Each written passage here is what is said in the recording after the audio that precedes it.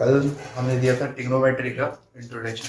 आज NCERT class 10 की 8.1 exercise हम सीखेंगे। तो देखते हैं, जैसे कि 8.1 का पहला क्वेश्चन दिया हुआ है हमें। एक ट्रायंगल एबीसी 90 है एंगल बी पे, और ट्रायंगल में एबी जो दे रखा है वो 24 है, बीसी जो है 7 है, और आपको डिटरमाइन करने ये क्वेश्चन नंबर 1 और क्वेश्चन नंबर 2।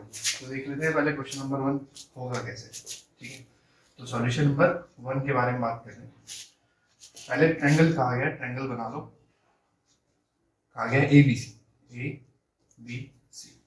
बी पे 90 बताया गया था, इसलिए मैंने बी पे 90 लिख लिया, जिसमें ए बी जो दे रखा है वो दे रखा है 24 सेंटीमीटर और बी सी दे रखा है 7 सेंटीमीटर। ठीक है, इसकी हेल्प से हमें क्या निकालना है, ये फर्स्ट क्वेश्चन और सेकंड क्वेश्चन निकालना है। तो हमने देखा कि भैया जब हम साइन ए निकालेंगे तो कंडीशन है कि 90 के सामने हमारे पास ए होना चाहिए। कल जैसे बताया था कि जो भी एंगल पूछेगा वो 90 के सामने होना चाहिए, और जैसे यहाँ पे 90 के सामने सी होना चाहिए। ठीक है, तो हमारे लिए क्या है, 90 के सामने सी है तो पहले इसे निकाल लेते हैं, बाद में इसे निकाल लेंगे, या फिर पहले इसे ही निकाल लेंगे। तो ट्रायंगल हमें एंटी क्लॉकवाइज घुमाना पड़ेगा। तो पाइथागोरस लगा लेते हैं, ताकि हमें जब कॉस निकालना होगा तो हमें हाइपोटेन्यूज की जरूरत पड़ेगी। तो पाइथागोरस लगा लेते हैं, A C square equal to B C square plus A B square. A C की वैल्यू पता नहीं, और बी सी की वैल्यू 7 7 का स्क्वायर 49 प्लस ए बी की वैल्यू 24 का स्क्वायर 576। दोनों को अगर ऐड करूँ 625। ए सी स्क्वायर, स्क्वायर उधर चला गया रूट में, जिसकी वैल्यू होती है 25। तो ए सी की वैल्यू आ गई 25। कितनी? 25। ठीक है, अब एक काम करो, इस ट्रायंगल को आप कर लो रोटेट। अगर मैं इसे ऐसे एंटी क्लॉकवाइज रोटेट करूंगा तो कुछ ऐसा बन जाएगा, सी ऊपर, बी यहाँ पे, ए यहाँ पे। ए सी कितना था? ए सी 25, और बी सी कितना था? बी सी था 7, और ए बी जो था वो था 24। अच्छा, ऐसा क्यों करा? ताकि मेरे पास 90 के सामने ए हो जाए, क्योंकि मुझे ए की वैल्यू निकालनी है। ठीक है, तो क्वेश्चन में दिया हुआ था हमें क्या, साइन ए की वैल्यू निकालनी। किसकी? साइन ए की। साइन ए की वैल्यू कितनी हो जाएगी? साइन ए मतलब साइन होता है परपेंडिकुलर अपॉन हाइपोटेन्यूज। कल जैसे दिमाग में रखने के लिए बोला था कि ये याद रखना है कि साइन परपेंडिकुलर अपॉन हाइपोटेन्यूज, या फिर tan की बात करेंगे तो परपेंडिकुलर अपॉन बेस। तो हम साइन की बात करें तो sine A is equal to perpendicular upon hypotenuse 7/25। इसी तरीके से cos a की वैल्यू निकलवाएंगे, तो बेस अपॉन हाइपोटेन्यूज 24/25। ठीक है, तो पहले क्वेश्चन का आंसर हमारा साइन ए की वैल्यू हो गई और हमारे cos a की वैल्यू ये हो गई। इसी में साथ में हमें क्वेश्चन नंबर सेकंड का आ गया था, जिसमें कहा गया था कि साइन सी की वैल्यू निकालो। तो साइन सी के लिए सी जो है वो 90 के सामने होना चाहिए, और हमारे पास 90 के सामने सी है। तो मैं डायरेक्ट सेकंड क्वेश्चन का आंसर निकाल देता हूँ। Sine C is equal to, बार बार बताया जा रहा है कि सी जो है, ये जो भी एंगल पूछा जाए वो 90 के सामने होना चाहिए। ठीक है, अगर नहीं है तो उसको रोटेट करके निकालो कि भैया 90 के सामने क्या होना चाहिए हमारा ट्रायंगल, वो कोई भी एंगल जो पूछा वो होना चाहिए। तो जैसे यहाँ पे साइन सी की वैल्यू पूछी, 90 के सामने सी है, तो साइन क्या होता है? परपेंडिकुलर अपॉन हाइपोटेन्यूज, तो 24/25, 24/25 परपेंडिकुलर अपॉन हाइपोटेन्यूज। इसी तरीके से अगर cos सी की पूछेगा, cos क्या होता है? Base upon hypotenuse. बेस कितना है? 7, और हाइपोटेन्यूज कितना है? 25। ठीक है, बेस है BC और हाइपोटेन्यूज है AC। तो क्या कर सकते हैं हम? 7/25। ठीक है, तो ये हो गया हमारा किसका? cos C का। तो ये हमारे पहले क्वेश्चन का था। तो क्वेश्चन नंबर 2 हमारे सामने दिए गए, बोर्ड पे लिखा हुआ है कि triangle P Q R, triangle बना के ही दे रखा है क्वेश्चन नंबर 2 में कि Q जो के ऊपर जो है वो 90 है, हाइपोटेन्यूज से दे रखा है, परपेंडिकुलर दे रखा है। तो PGT मतलब पाइथागोरस थ्योरम, शॉर्ट में बोलेंगे PGT। तो PGT को अगर हम यहाँ अप्लाई करें तो बेस हमारा आ जाएगा, देखो 30 का square 169 is equal to 144 plus Q R का स्क्वायर 144 मतलब 12 का स्क्वायर। 12 जब उधर जाएगा तो 169 में 12 माइनस कर देंगे तो हमारे पास आ जाएगा 25। कितना आ जाएगा? 25, और 25 किसका होता है? 5 का, तो क्यू आर हो गया 5।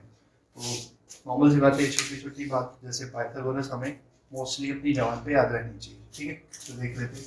हमसे पूछ रहे हैं tan p minus cot r की वैल्यू निकालनी है। तो हमने एक बात बताई कि जिस भी एंगल के बारे में पूछेगा वो क्या होना चाहिए? 90 के सामने होना चाहिए। ठीक है, तो q पे 90 और 90 के सामने कितना? r। तो मैं इससे सिर्फ cot r की वैल्यू निकालता हूँ। तो पहले निकाल लेता हूँ cot r की। तो क्या होगा? Base upon perpendicular. tan क्या होता है? परपेंडिकुलर अपॉन बेस, तो cot क्या होगा? Base upon perpendicular 5/12। इसको फर्स्ट इक्वेशन मान लो थी। अभी मैं क्या कर रहा हूँ, ट्रायंगल को रोटेट कर देता हूँ। रोटेट क्यों कर रहा हूँ? ताकि 90 के सामने P बन जाए, और मैं बोर्ड को तो घुमा नहीं सकते, तो हम ट्रायंगल को घुमा लेते हैं। कॉपी पे करेंगे तो कॉपी आराम से रोटेट कर पाएंगे। तो जब मैं इसे ऊपर करूंगा तो R ऊपर हो जाएगा, Q यहाँ पे हो जाएगा, P यहाँ पे हो जाएगा। P R की वैल्यू दे रखी थी 13, Q R की वैल्यू दे रखी थी 5, और वहीं पे P Q की वैल्यू दे रखी थी 12। इसी तरीके से अगर मैं tan P की वैल्यू निकालूं, किसकी? tan P की, तो tan इक्वल टू, देखो 90 के सामने P हो गया, तो अभी इसीलिए मैंने इसको रोटेट करा, तो क्या हो गया? tan P equal to perpendicular upon base, मतलब 5/12। ठीक है, अब क्या करना है? दोनों वैल्यू निकालनी, इक्वेशन में पुट कर लो। तो tan P, इक्वेशन थी tan P minus cot R। tan P की जगह कितना लिख दिया मैंने? 5/12। cot R की जगह कितना लिख दिया? 5/12। 5/12 में 0 बचा आंसर, दोनों सब्ट्रैक्ट हो गए, तो ये क्वेश्चन नंबर 2 था। तो क्वेश्चन नंबर 3 दिया गया है, ठीक है, मैंने बोर्ड को उतार दिया है। क्वेश्चन नंबर 3 में बोला है sin a की वैल्यू अगर 3/4 है, तो हमें किसकी बतानी है? cos a की और tan, इन दोनों की वैल्यू बतानी है। देखो प्लस माइनस मल्टीप्लाई कुछ बीच में लगाया तो इक्वेशन की तरह सॉल्व भी कर सकते हैं। काम वही है कि भाई आप पहले जो दिया गया उससे बाकी बची कुची वैल्यू निकालो और फिर इक्वेशन में रख के कैलकुलेशन कर सकते हो। ठीक है, तो देख लेते हैं भी, पहले पीजीटी अप्लाई कर देते हैं, क्योंकि भैया जब हम tan निकालेंगे तो हमें बेस चाहिए, और हमारे पास साइन में क्या होता है? साइन होता है सिर्फ परपेंडिकुलर अपॉन हाइपोटेन्यूज। क्या होता है? Perpendicular upon hypotenuse. और जब हम tan निकालेंगे तो भाई बेस जरूर चाहिए। तो कहने का मतलब ऐसे क्वेश्चन में तीन साइड, तीन है, तीन में से दो दी जाती है किसी के थ्रू, और तीसरी हमें पीजीटी मतलब पाइथागोरस थ्योरम से निकालनी पड़ती है। ठीक है, अभी देखो कुछ ज्यादा इसमें परेशानी नहीं है, क्योंकि भैया ए और ए ही पूछ रहा है सब, तो हम पहले से ही क्या करेंगे? 90 के सामने एंगल ए को रख के चलेंगे। ठीक है, और ट्रायंगल कुछ भी हो, बस 90 के सामने क्या होना चाहिए? ए होना चाहिए।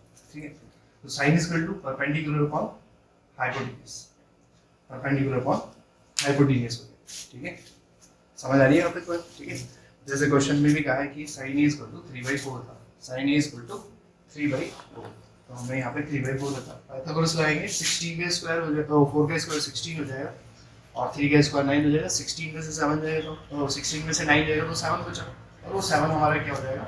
√7 क्या हो जाएगा? हमारा बेस हो जाएगा। नहीं समझ आई तो देखो, हाइपोटेन्यूज का स्क्वायर इक्वल टू बेस तो पता ही नहीं था, x मान लेते हैं, परपेंडिकुलर 3 का स्क्वायर 9, 16 9 इधर आएगा माइनस हो जाएगा, इक्वल टू x स्क्वायर, और x स्क्वायर इक्वल टू 7, और x इक्वल टू √7, तो 7 हमने उसकी जगह कर दिया। उसके बाद हम आते हैं किस पे? cos a की वैल्यू निकालते हैं, cos a, तो 90 के सामने a है, कोई दिक्कत नहीं वाली बात ही नहीं, तो क्या हो जाएगा? Base upon hypotenuse √7/4। ठीक है, इसी तरीके से tan a निकालना, तो क्या हो जाएगा? परपेंडिकुलर अपॉन बेस 3/√7, कितना? 3/√7। ठीक है, इसी तरीके से क्वेश्चन नंबर हमें 4 दे रखा है कि भैया 15 cot a = 8 है, तो आपको sin a sec a निकालना है। ठीक है, तो मैं एक काम करता हूँ कि भाई जब हमें जैसे ये दिया जाता है, साइन ए दिया था, तो कुछ अपॉन में फ्रैक्शन भी दिया हुआ है। ठीक है, तो यही फ्रैक्शन में हमें यहाँ पे भी बना देना है। क्या होगा? ये 15 जो मल्टीप्लाई में 8 के डिवाइड में चला जाएगा, तो cot a = 8/15, cot a = 8/15, और ये 15 कहाँ से? ये जो मल्टीप्लाई वाला था ये डिवाइड में। ठीक है, जिसमें अब हम क्या करेंगे? अपना वही पाइथागोरस अप्लाई करेंगे। ठीक है, पाइथागोरस अप्लाई कर देते हैं। cot क्या होगा? बेस अपॉन परपेंडिकुलर, तो 8/15। पाइथागोरस से हम हाइपोटेन्यूज निकाल सकते हैं। ठीक है, पाइथागोरस अप्लाई कीजिए, इसको x मान लीजिए, x का स्क्वायर हाइपोटेन्यूज का स्क्वायर, बेस बोले तो 8 का स्क्वायर 64 प्लस परपेंडिकुलर बोले 2 5। ठीक है, अभी इन्हें ऐड कर दो, 5 और 4 9 हो जाएगा, 6 और 2 8 हो जाएगा, और 2 x स्क्वायर, स्क्वायर उधर चला गया रूट में, 289 किसका स्क्वायर रूट होता है? 17 का, किसका? 17 का, वही हाइपोटेन्यूज की वैल्यू हमारी हुई 17।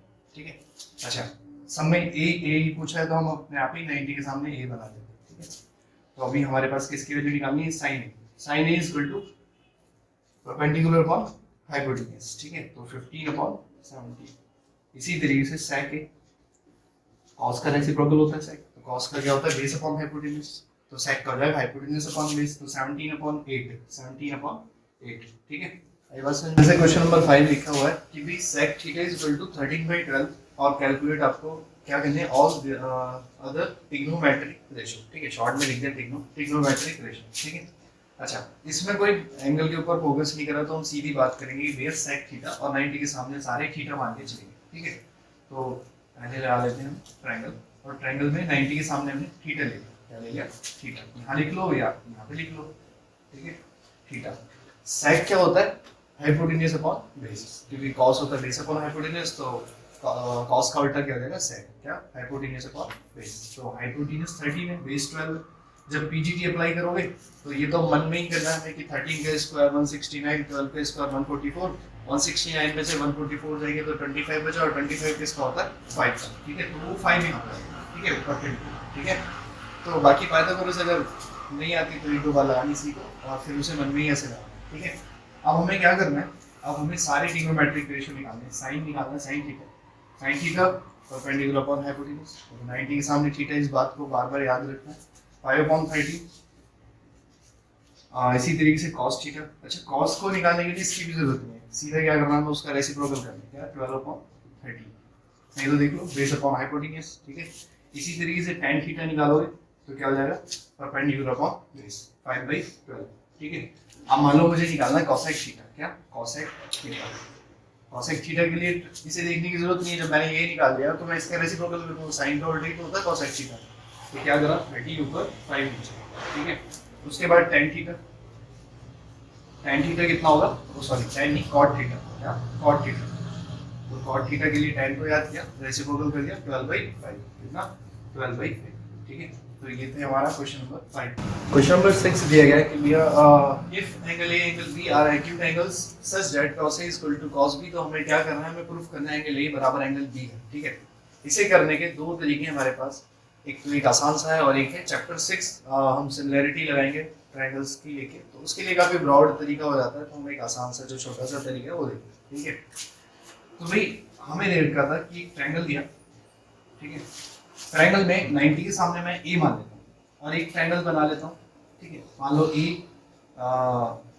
बी सी ऐसे मान लेता हूँ, 90 पे मैंने मान लिया, ठीक है। क्यों, क्योंकि क्वेश्चन में कहा गया है कि भैया ए और बी जो है एक्यूट एंगल है, बी को मैं यहाँ नहीं मान सकता, अगर मैं यहाँ पे मानूंगा तो एक्यूट कहाँ रहेगा, वो तो क्या हो जाएगा, राइट एंगल ट्रायंगल हो जाएगा, ठीक है। तो मैं काम करता हूँ, cos A इक्वल टू लिखता हूँ, cos A की वैल्यू क्या होगी, 90 के सामने a, तो क्या हो जाएगा, base upon hypotenuse, AC upon AB, क्या, AC अपॉन AB। उसी के साथ साथ मैं cos B की जब वैल्यू निकालूंगा, cos B की वैल्यू निकालूंगा, तो cos B के लिए मुझे ट्रायंगल घुमाना पड़ेगा, ठीक है। ट्रायंगल को अगर रोटेट कर दूंगा तो A ऊपर हो जाएगा, C यहीं पे रहेगा, B यहाँ पे हो जाएगा, ठीक है। ये ऊपर हो गया, ये इधर, मतलब एंटी क्लॉकवाइज मैंने इसको रोटेट कर दिया ताकि हमारे 90 के सामने B आ जाए, क्योंकि मैं cos B की वैल्यू निकाल रहा हूँ, ठीक है। तो cos B इक्वल टू क्या हो जाएगा, बेस अपॉन हाइपोटेन्यूज, बेस कितना है BC और हाइपोटेन्यूज कितना है AB, क्या हो गया AB, ठीक है। यहाँ तक बात समझ में, ट्रायंगल मिटा देता हूँ, ठीक है, छोड़ो ट्रायंगल को, ऐसे ट्रायंगल लिखते हैं। क्वेश्चन में मैं दे रखा था कि cos A equal to cos B, ये क्या था, हमें गिवन दे रखा था, क्या था, गिवन था, ठीक है।